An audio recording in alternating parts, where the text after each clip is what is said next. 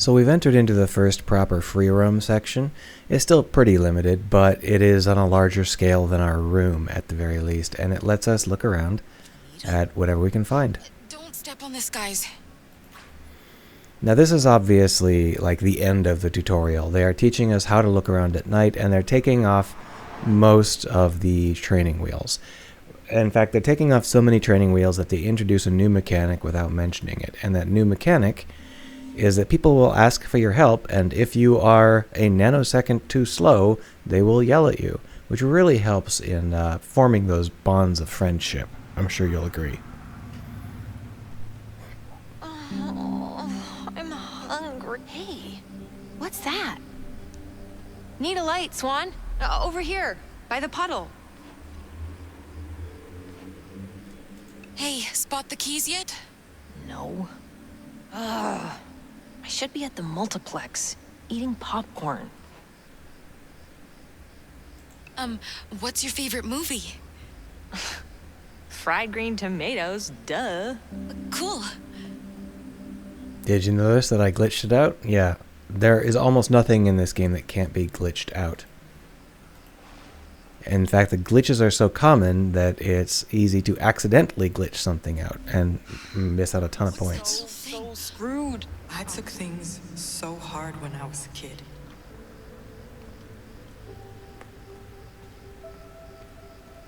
A bunch of kids from our high school went straight into the military. Oh, definitely. My dad hated working the recruitment drives. Hey, Swan! Give me some light. I thought I saw something over here.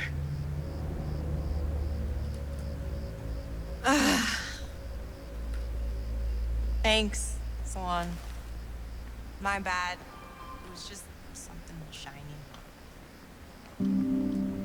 The worst of them is Kat. I have never managed to get her to acknowledge that I am helping her. Look here already?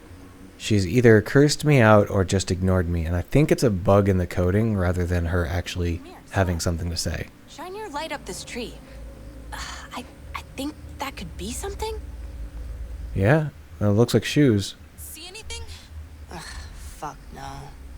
How can I make Corey's life miserable when I get home? Ooh, you could key his bike. I like how you think. She didn't acknowledge it this time either. I've done a lot of different things to try and get her to acknowledge the fact that those are shoes, and not once has it ever worked.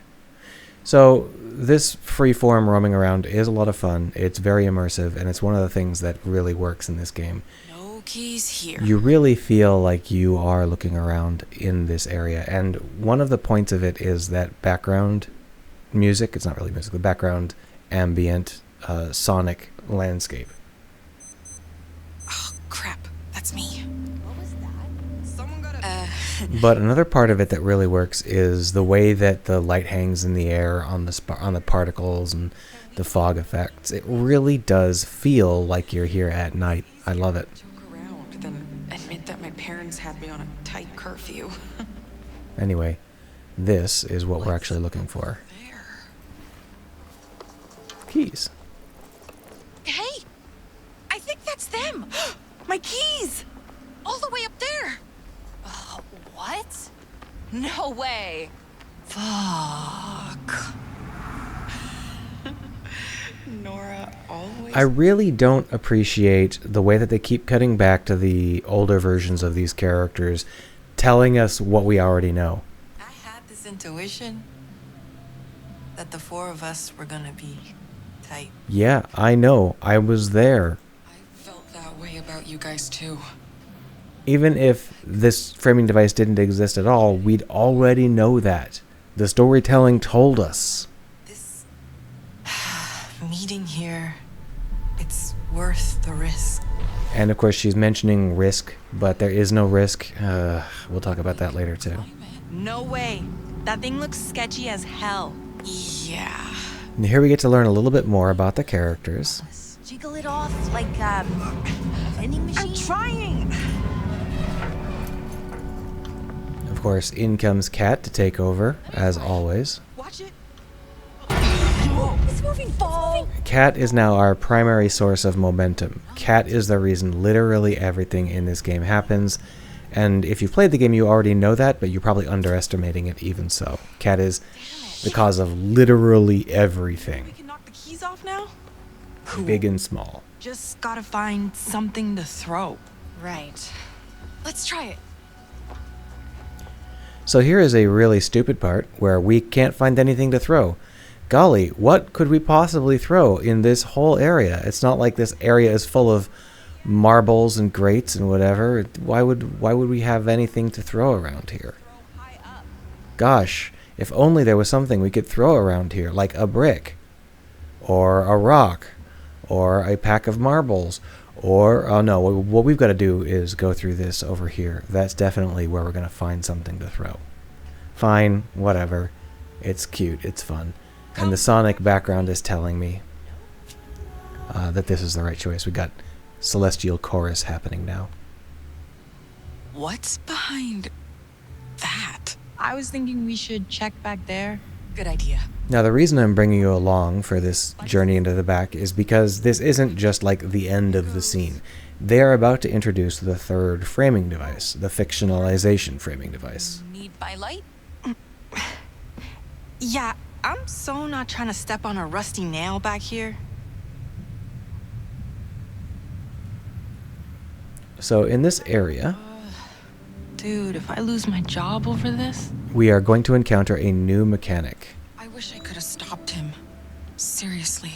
Me too. He was just so fast. You know, that did make me feel better. Knowing that you'd stick up for me. Given the... Check this out. Here it is.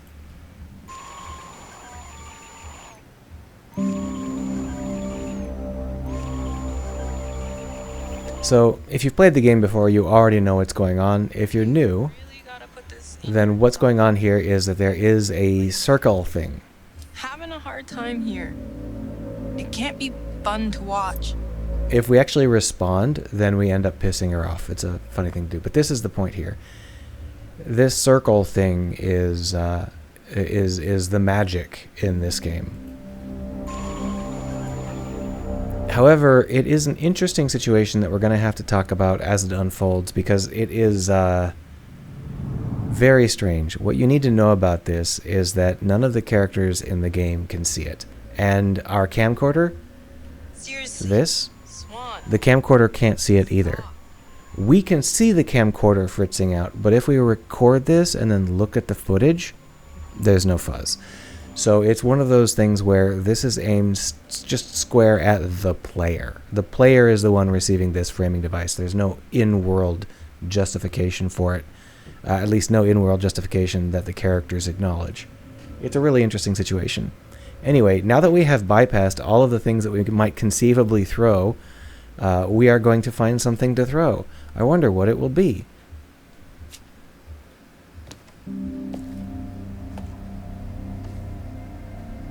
Wait up!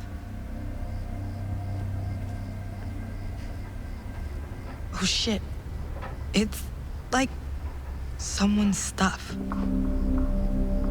Oh look, it's a brick. People live back here? This doesn't seem safe. Should we go back? It's okay. I don't think anyone's around. Let's just be quick. You see, we have to find something to throw. The other bricks, those were no good, but these bricks, these are orange, so they work. We didn't know better. Anyway, I'm going to skip the rest of this scene. The result can go a couple of different ways depending on whether you blocked off a grate or not. But we're just going to let it go and talk about something else in the next episode. See ya.